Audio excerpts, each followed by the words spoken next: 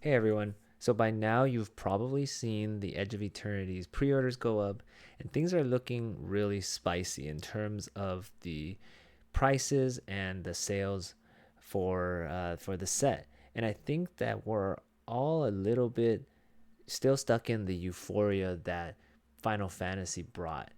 Final Fantasy has been the best set ever in terms of prices on the products, in terms of the sales. It has brought in so many new players, maybe not players, but collectors to Magic the Gathering. And people are looking to the next big thing that's coming out in the next set, which releases early August, is Edge of Eternities. So I want to take a first look at some of the collectible treatments that they've already released. And then I want to just give my thoughts on what I think this set is going to be like in terms of the financial aspect, in terms of financial viewpoint, and then give my take on that. So, all right, so let's take a look at the collecting Edge of Eternities. So, I think Edge of Eternities is going to be this is basically another hat set. If you're new to Magic, if you weren't around for the hat sets of last year and the beginning of this year, which is Aether Drift, a hat set is basically where all of your Magic the Gathering characters or stories, like they just wear like a hat because for whatever random reason they're now solving mysteries, or they are now all cowboys, or they're all driving cars. So what I'm referring to is Murders at Karlov Manor, Outlaws of Thunder Junction, to an extent, Bloomborough, because they were all just kind of animals. And then we had, but Bloomborough did really well. And then we had Duskmorn, which is they were all trapped in a haunted house. And then finally, they all, for whatever reason, started driving cars and racing. And now they are, the story's still unfolding, so we don't really know exactly what characters are going to be in Edge of Eternities, but we do know Tezzeret is there, and your Magic the Gathering legendary heroes or characters, and they're now all in space for whatever the reason is. Now, I'm not big into the story or the lore. I don't care about that.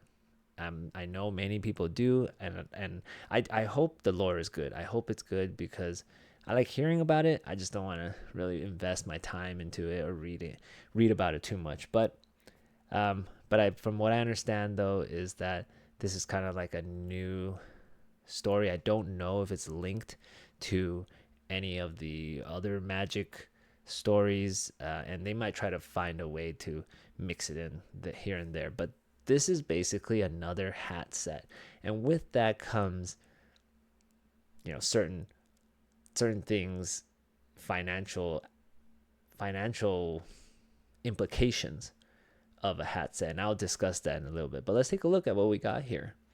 All right, so we have a new not commander, sorry, a new planeswalker, Tezzeret. 3 mana. I mean, I people are kind of saying that this might be good in Commander because you can just, you play it and then you search for your Soul Ring or Mana Vault or Mana Crypt, whichever one is not banned. Or there are plenty of 0 and 1 mana artifacts that are good in Commander, and then I'm sure in a all like full Commander, full artifact deck, this card is probably good, but I just don't see this card being super duper amazing.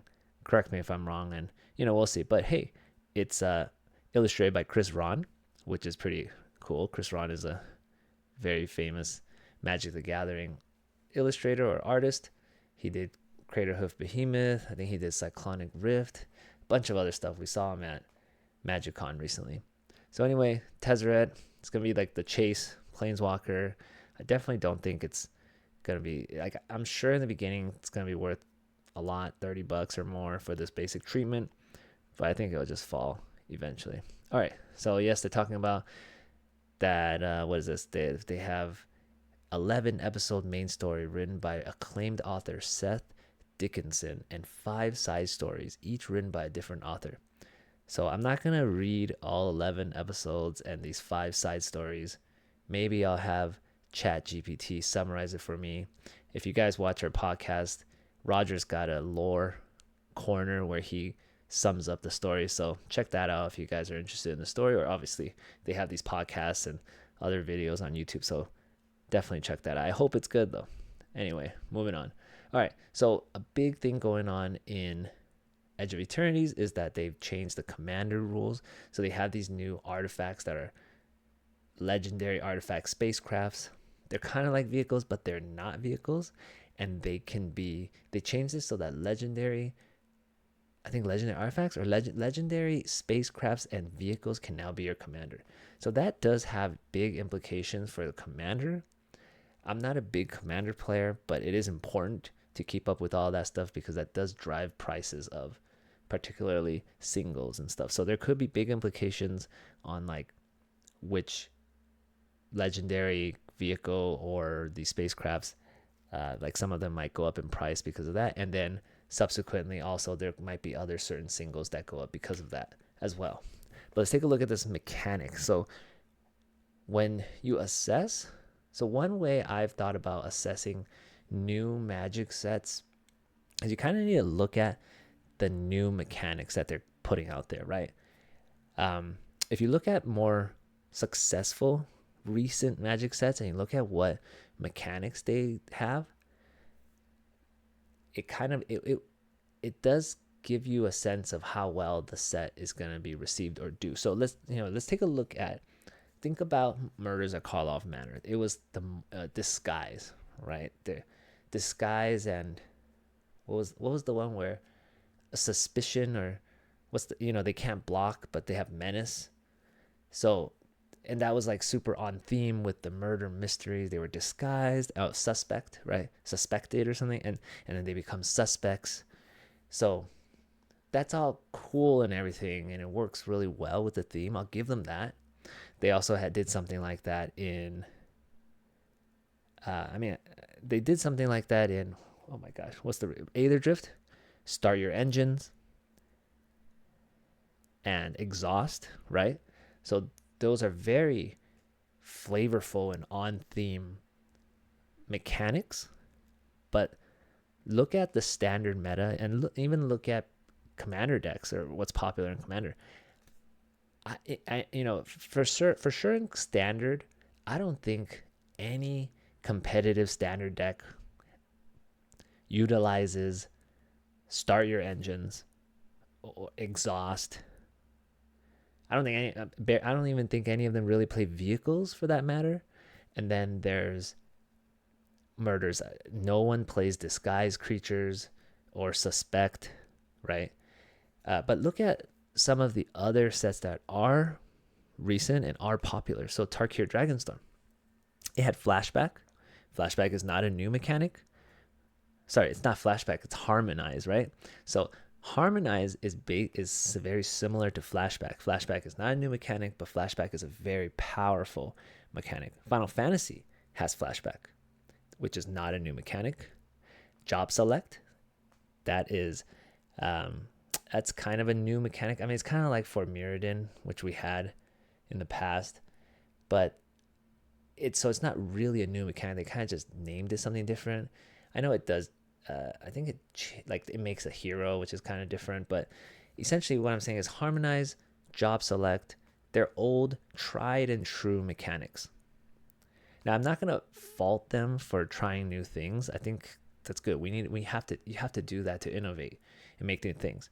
But I'm just trying to caution you that most of the time when they do something new like this, that's super on theme to the set they're making, it usually fails, or it usually is not that popular, and therefore the set's not that popular, or the cards themselves are not that powerful and not that strong.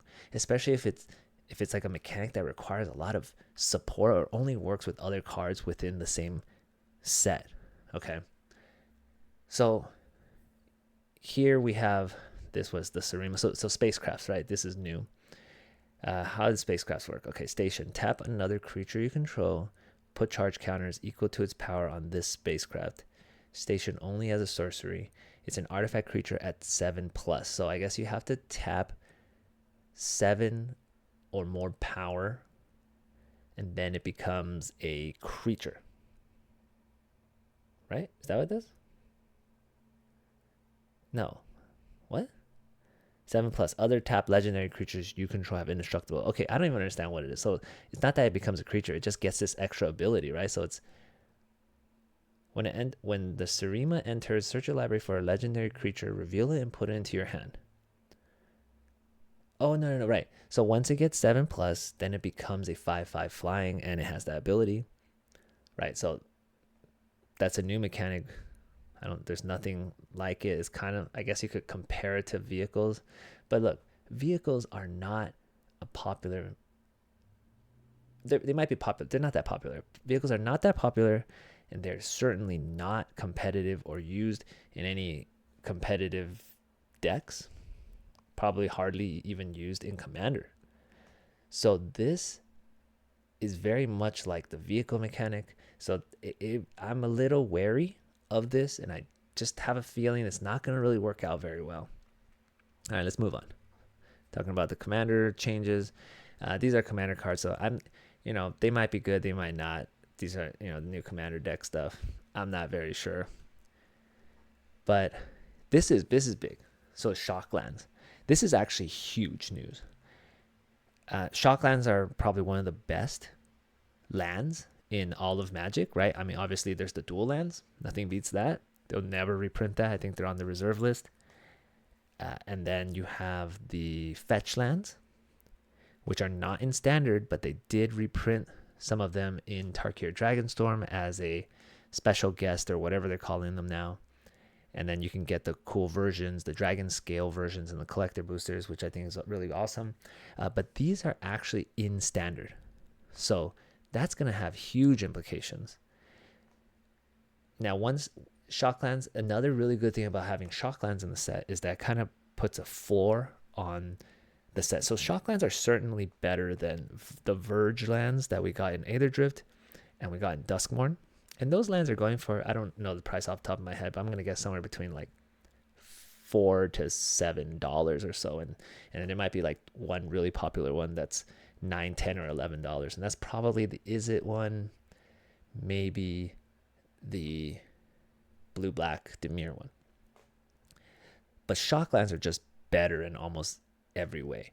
And not only that, but they work really well with the Verges themselves.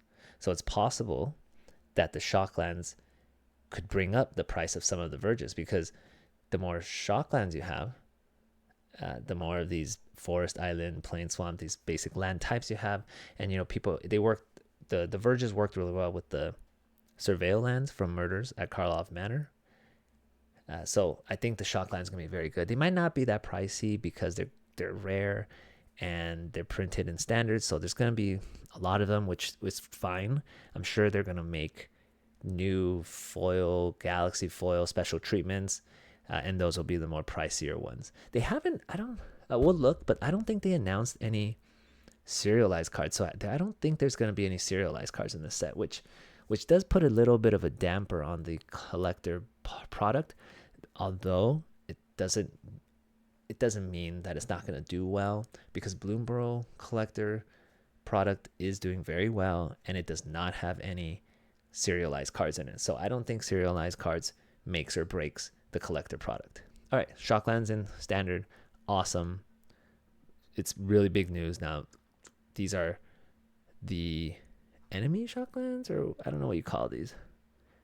But anyway, there's 5 of them. These are not all of them. I believe there's another 5. We'll see which set they put the other 5 in, but we certainly can expect them to put another set of Shocklands in another set. I highly doubt that it's going to come in the remaining 2 sets for this year, because the remaining 2 sets this year are Universe Beyond sets. So it'll probably come in the Lorwyn set coming out in January, or the one after that, the Strixhaven one. I think that one comes out in April. All right, so that's awesome. That's going to do pretty good for the set. This is like their special, I guess this is the big chase in the collector pack, since there is no serialized cards. I don't think so. Correct me if I'm wrong on that. But you got this, the Super Void, Sothera, right? I mean, this is like that black hole story thing. It's part of the big story. But the card seems pretty good. So it reminds me of Grave Pact, where one of your creatures dies and then everybody else has to lose one of their creatures, and it's stronger in certain situations and worse in others. It's only 2 black mana symbols, so it's easier to cast. They're both 4 mana. This is a legendary enchantment. I think that does have some implications, like you can't have more than one of them. And I think this might be, I don't know how good this one is going to be in Commander, because at the beginning of your end step, if a player controls no creatures, right? And I can see that's going to happen really easily in Commander, where maybe like one person has multiple creatures, another opponent only has one, and then so you lose one creature, and then the one opponent who only has one creature loses all. This thing's going to do its next thing where you have to sacrifice it, right? But in a one-on-one scenario, I think this is pretty good in one-on-one. And it looks pretty powerful. So they have to exile. Once your creature dies, they have to exile a creature they control. And then if they don't have any more creatures, at the end of your turn or your beginning of your end step, you sacrifice this Suthera Super Void, and then you put a creature exiled with it onto the battlefield. So one of the creatures that your opponent's lost, with 2+1/+1 counters. So I think that's pretty powerful. I actually really like this art right here, this Borderless or Showcase art, and you can get this one only in Collector Booster. This is not the Ultimate Chase version. The Ultimate Chase is this one. I actually think this one looks a little bit better, but of course I'm sure this one will be worth more just because it's more scarce. All right, so we got that. They have iconic Stellar Sight lands. So they're iconic lands. They only previewed this one, Mutavault. You can get this version of it. They call this the Stellar Sight. You can get this one in the play boosters. And then they have this Chase version that's only available in the collector boosters. This one is called the Poster Stellar Sight lands. So I'm interested to see what other Stellar Sight lands they have, what they're going to look like. That is also, I think they could be worth some. They're definitely going to be worth something. It does look pretty nice. All right, Borderless Triumphant Cards. They look fine. They look pretty decent. But again, they always have this type of treatment in like all the sets now, right? And for the most part, it doesn't really do much for the value of cards. And actually, what I noticed is that so for example, Tezzeret. So it looks like they're gonna have Tezzeret, and it's in his regular treatment, his regular border. They're gonna have Tezzeret in this border. They're probably gonna do Tezzeret in maybe one more version. And usually, when a popular card is printed in many different versions, that kind of increases the supply of that card and does kind of put a damper on the value. But of course, if the card's very popular, it won't really make that big of a difference. We'll just have to see. I just don't count on this treatment doing anything to the value of the set or the cards. All right, this looks pretty cool. Borderless Celestial basic lands, like they look really awesome. The regular version and the regular foil version are going to be available in the play boosters, which is great. Everybody can have access to this. And then they're doing Galaxy foils, which are only going to be in the collector boosters. So you can get these in Galaxy foil. That's going to be worth a little bit. I mean, just think about the Dragon Eye lands from Tarkir Dragonstorm. They were only available in collector boosters. Even the non-foil versions of those were available only in collector boosters. And then the foil version of those, which are pretty rare, are, again, only can be found in collector boosters. But they're actually, those eye lands, maybe it's because they're not that popular or what, but they're not actually that expensive. And here you can actually just get the regular versions in a regular play booster and even the regular versions in foil. Now, they do look really nice. I do really like them. So they could command a little bit of a price tag. I just don't see these lands being $30, $40, $50, even the Galaxy foil version. I could be wrong. I hope I'm wrong, but I just don't think that's going to happen. I can see the Galaxy foil ones being somewhere between $10 and $20, and the regular ones really not worth much. The non-foil regular ones will probably be worth 50 to 70 cents. Foil ones maybe $1. That's how see that. So I'm not really counting on that to really boost the price of the product here. I'm excited because I think they look good, but I'm not excited for them for value purposes. 2 commander decks, got the bundle. See, the bundles come with both foil, 5 non-foil and 5 foil Borderless Celestial lands. So I think they're going to be very abundant. And really the Galaxy foil is going to be the chase. They also said that they are going to do Galaxy foil just in general. So maybe this Sothera Super Void, it's Singularity foil, whatever that means. So I don't know if this is going to be in Galaxy foil. We don't know what cards are going to be in Galaxy foil. So we'll just have to see. Galaxy foil is pretty cool. People like that. All right. And then, yeah. And so that is what Edge of Eternities is like. So I just want to talk about the implications of it being a hat set and the mechanics. So I don't see, we barely have seen any cards. I think there was some cards that were leaked.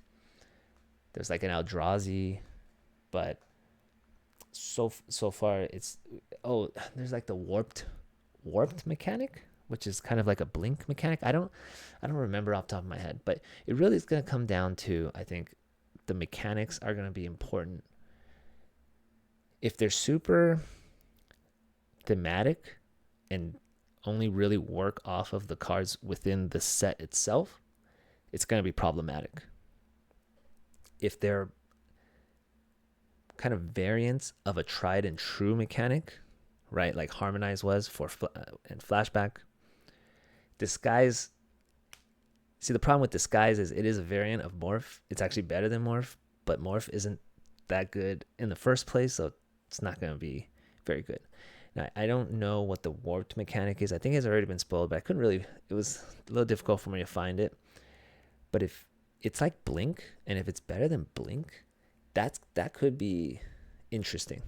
That could be very interesting. And so we'll just have to see. But based off what I see here, nothing that amazing. The Shocklands are probably the best part of this set for me personally. Just being able to have Shocklands in standard, getting access to Shocklands that are in Galaxy foil, Borderless, or whatnot. I think that's pretty good. But I just don't see this set doing incredibly well. At best, this set's going to do as well as Tarkir Dragonstorm, which is pretty good. And at worst, it's going to be, like an Outlaw Thunder Junction, really, where it kind of just doesn't really go anywhere.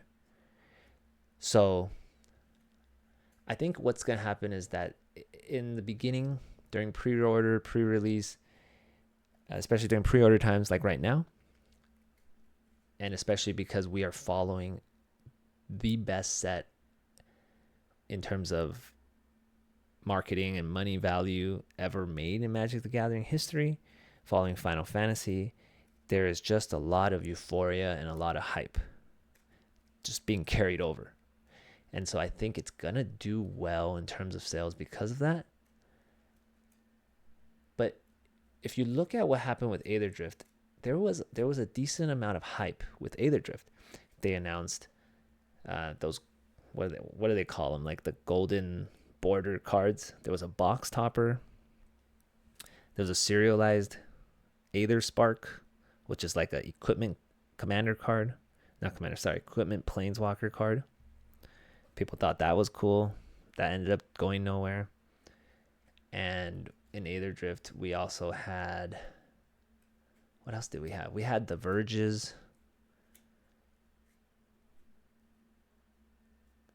But yeah, I mean, Aether Drift it did terribly. Look at where Aether Drift now. It's like at or below the distributor cost. Almost none of the cards are being played except an uncommon from Aether Drift. Granted, like the best uncommon ever. Stock Up is what I'm referring to. But nothing's played in Aether Drift. People did not like... Some people did, but most people did not like the art. Most people did not like the racing theme, the story. And so it was just another hat set, right? It's like a filler set. I think this is going to do a little bit better in terms of the art. I think the art's pretty cool. It's got the Shocklands, which are way better than the Verges. People generally like space theme stuff more than random racing. So I don't think it's going to be as bad as Aether Drift. I don't think it's going to be as good as Tarkir Dragonstorm. It's going to be somewhere between Aether Drift and Tarkir Dragonstorm. But I think at first, there's going to be a lot of hype. It might even surpass Tarkir Dragonstorm for just a bit at first. And then the hype will die. I think it's almost a guarantee the hype will die, because just a few weeks after this releases, Spider-Man's coming out, and that set is going to be hyped. That's Universes Beyond, it's Spider-Man, it's Marvel, right? That's like a slam dunk, going to be hyped. It's not, obviously, I don't think Spider-Man's going to be Final Fantasy, but I think Spider-Man's going to do really well, and it's going to overshadow Edge of Eternities, which probably, I'm calling it right now, probably was never going to be that good in the first place other than the Shocklands. So there you have it. That's my take on Edge of Eternities. Somewhere between Aether Drift and Tarkir Dragonstorm, but that's a pretty wide range. I think it's going to be closer to the Aether Drift side. Tarkir Dragonstorm collector boxes are like 330, 320 right now. Aether Drift collector boxes are about 190. I see Tarkir Dragons. I see Edge of Eternity collector boxes somewhere in the low 200s. Low 200s, a couple months out from release. Aether Drift's been out for like it came out on Valentine's Day, right? So it's been out for like 4 months. And the collector boxes are sitting at like 190. So 3 to 4 months after Tarkir, after Edge of Eternity release, 220, 230. That's my take. I hope I'm wrong. So let me know what you guys think about Edge of Eternity. Are you excited? Are you waiting? Are you just gonna, focus on Final Fantasy, or are you gonna skip Edge of Eternity and go to Spider-Man? See you guys. I'll see you guys later.